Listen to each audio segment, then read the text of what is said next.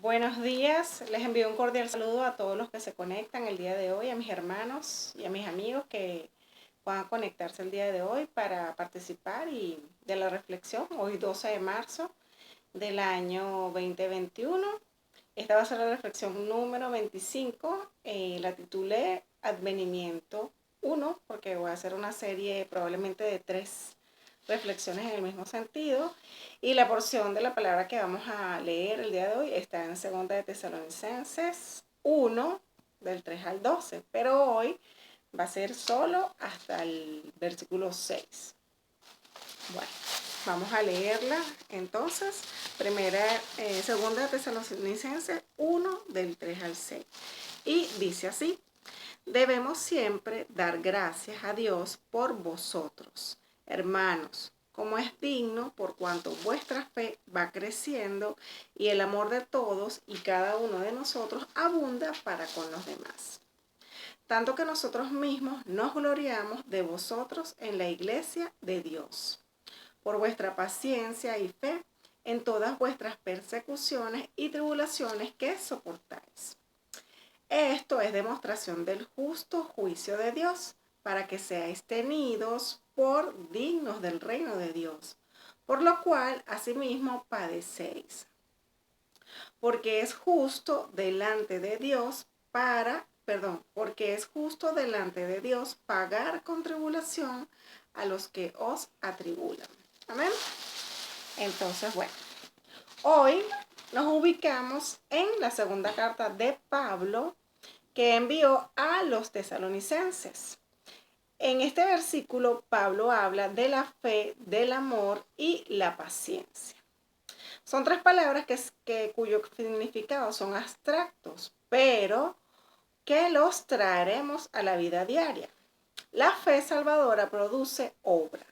Una fe que salva producirá un amor en el corazón de los hijos del Creador. Si usted es un hijo, debe amar a su hermano y los demás tendrán que amarle a usted. En cuanto a la paciencia, se trata de la paciencia que hoy está dispuesta a vivir para el Altísimo y aceptar cualquier cosa que Él coloque en nuestro camino. O sea, es la paciencia que nosotros vamos a tener, pero en la obediencia, sabiendo y confiando que Él dispone todas las cosas para nuestro bien. Es la paciencia que tiene como meta llegar algún día a la presencia del Elohim, del Dios Altísimo. Esta paciencia nos permite sobreponernos a las experiencias duras por las cuales pasamos en la vida. La vida de un cristiano es igual a un viaje por carretera. Lo podemos hacer ese símil, esa comparación de lo que es un viaje por carretera. Bueno, para los que son venezolanos, que conocen, que se me ocurre un ejemplo para ilustrar esto, cuando vamos a la vía de El Limón, a las playas de Cata, de Choroní. Ese camino se encuentra en una cumbre, en una montaña, que tiene muchas curvas, pero aquí hay que destacar que ese camino, cuando por ejemplo vas para Cata, es muy angosto, es muy húmedo, es una montaña que como llueve mucho, siempre hay deslizamientos de tierra, y es una montaña que tiene 2 carriles, es angosta, de un lado está la montaña y del otro lado hay precipicios. Entonces, es frecuente que cuando transitas esa ruta puedan haber obstáculos en el camino, pueda haber, inclusive estar cerrada la vía porque han habido deslizamientos de tierras por lluvias o lo que se conoce como falla de borde en Venezuela, que es que parte de la montaña deslizó y parte del asfalto, cae. Y eso es muy frecuente en esa zona del estado de Aragua, porque es una montaña que tiene muchas aguas subterráneas y hay muchos ríos y hay mucha humedad allí. Entonces, por eso la tierra es así. Entonces, bueno, yo utilizo este ejemplo en cuanto a la vía, a la carretera, que tú puedes ir transitando la carretera y te vas a conseguir esos obstáculos que te van a obligar a reprogramar el viaje, o vas a tener que detenerte por un tiempo hasta que despejen la vía, o vas a tener desvíos que tomar, que quizás no estaban dentro de tus planes, pero que se presentaron en el camino y que bueno, tienes que sortearlos para poder llegar a tu destino. O quizás pueden haber casos en que tengas que regresar, que no sea ese el día y que tengas que regresar y esperar que haya un mejor clima o que la vía esté despejada para poder proseguir el viaje. Así es la vida del cristiano. Así que a veces nosotros nos encontramos en ese camino duro, áspero, y nos toca sufrir. Ahora bien, si usted tiene una buena perspectiva del futuro, ese sentimiento le proporcionará la paciencia de la esperanza que se proyecta a la lejanía, más allá de las presentes circunstancias, hacia el camino liso que se proyecta más adelante. Entonces, esa paciencia te va a dar esa esperanza hacia lo que está adelante, no lo que ves en el inmediato, que es quizás la circunstancia o la dificultad que no puedo transitar, sino es a futuro que te proyecta. Así, el Padre permite que pasemos por dificultades, porque esa es la disciplina que produce precisamente la paciencia de nuestra vida y nos permite proyectar nuestra mirada al futuro con esperanza. En el versículo 4 de este capítulo hace referencia a las tribulaciones y las aflicciones que todos tendremos mientras transitemos la vida. Si usted no tiene problemas, eso no es normal, porque el Elohim siempre está disciplinando a sus hijos continuamente, porque así es que Dios nos perfecciona a través de las tribulaciones. La palabra griega de la cual proviene nuestra palabra paciencia contiene el significado literal de, abro comillas, mantenerse debajo. Esa es la raíz. Esto significa ser colocado debajo de algo. Muchas personas tratan de salir de debajo del problema, de la situación, de la dificultad. La persona paciente es capaz de mantenerse y soportar debajo de la situación adversa y seguir llevando la carga. No intenta soltar la carga, no intenta atajos, desvíos, puentes o librarse de la responsabilidad que tiene. La Escritura describe cómo vivían los creyentes de Tesalónica. Ellos tenían un testimonio público de su paciencia y su fe, ya que soportaban muchos problemas, persecuciones y aflicciones. Recordemos que en este tiempo Tesalónica estaba gobernada por el Imperio Romano, y bueno, es bien sabido, no solo en la Escritura que lo narra, sino que si vas a lo que es la historia, vas a ver cómo el cristiano era perseguido y a todas las adversidades que se enfrentaron en ese tiempo. Los problemas no son un elemento extraño. En 1 de Pedro 4:12 lo expresa así y lo voy a leer. Dice lo siguiente, 1 de Pedro 4:12.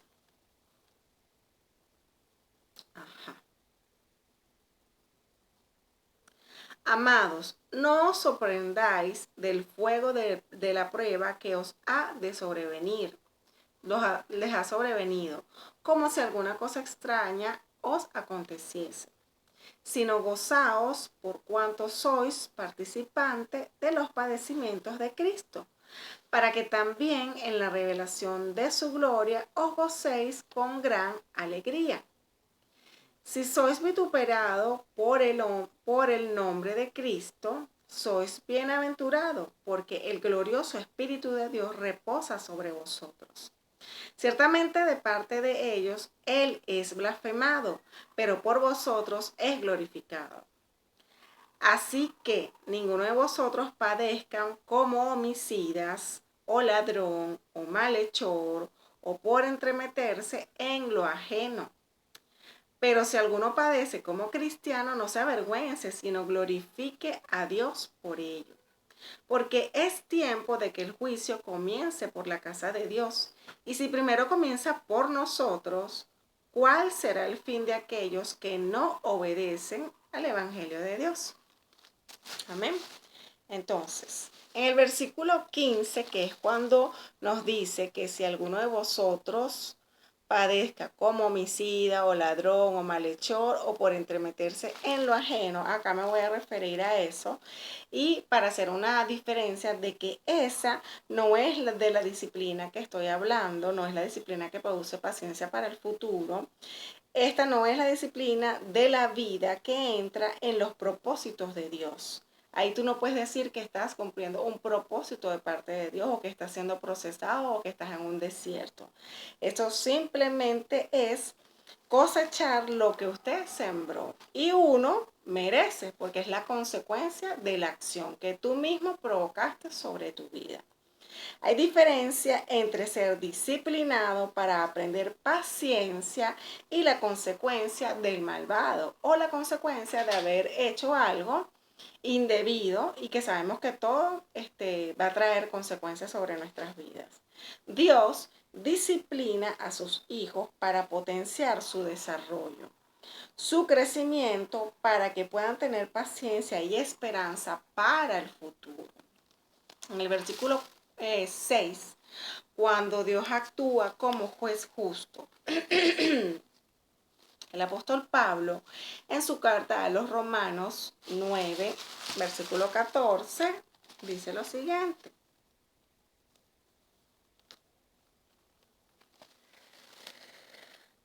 Aquí está donde él formula esta pregunta. Dice así: ¿hay injusticia en Dios? Hace esa pregunta. Y él mismo respondió: de ninguna manera. Todo lo que Dios hace es justo. Él no se equivoca. Lo que pasa es que a veces nos quejamos de las cosas que nosotros no comprendemos por nuestra ignorancia y no entendemos el modo en que el Creador hace las cosas. Y a nuestro parecer puede ser que lo miremos como que Dios está escribiendo de una forma torcida, por dar un ejemplo, por llamarlo de alguna manera. Por ello es justo cuando Él envía la tribulación al malvado. El que ha tribulado será tribulado. Por eso yo hice la diferencia acá en el versículo 15 cuando les digo que cuando actuamos así no puedes decir que está siendo procesado o ejercitado en esa paciencia que produce esperanza para el futuro, sino que simplemente usted va a recibir la consecuencia de lo que ha hecho. Entonces hay que saber diferenciar eso y eso lo vamos a poder entender es en la oración, en esa comunión, en esa intimidad que tenemos con nuestro Padre. Ahí vamos a escuchar la voz de Dios porque Él nos habla y Él nos da dirección. Y cuando vamos a pasar por un desierto, Él nos los dice: serás procesado, estás en un desierto. Y eso es estando en rectitud y haciendo lo bueno. ¿Pero por qué? Porque todo nos sirve para bien, para nuestra elevación y porque Dios nos prepara para las cosas que van a venir en el futuro, las cosas que Él te va a entregar. Entonces es un entrenamiento. A la verdad que les puedo decir en mi experiencia en la vida personal, en mi relación con Dios, ser llevado al desierto es un honor, porque ahí Dios te lleva, Dios te procesa, Dios te habla al corazón, Dios te aparta del mundo, de muchas cosas y te entrena. Y es un honor ser entrenado por Dios, es un honor y hay que ser valientes.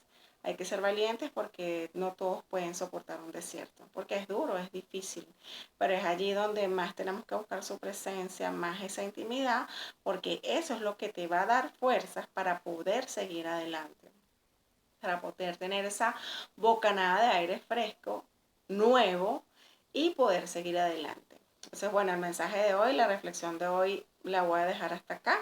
La próxima semana seguimos. Le doy las gracias a Dios porque pude enviar esta reflexión el día de hoy, que sea para su gloria y de edificación para todos quienes la puedan ver.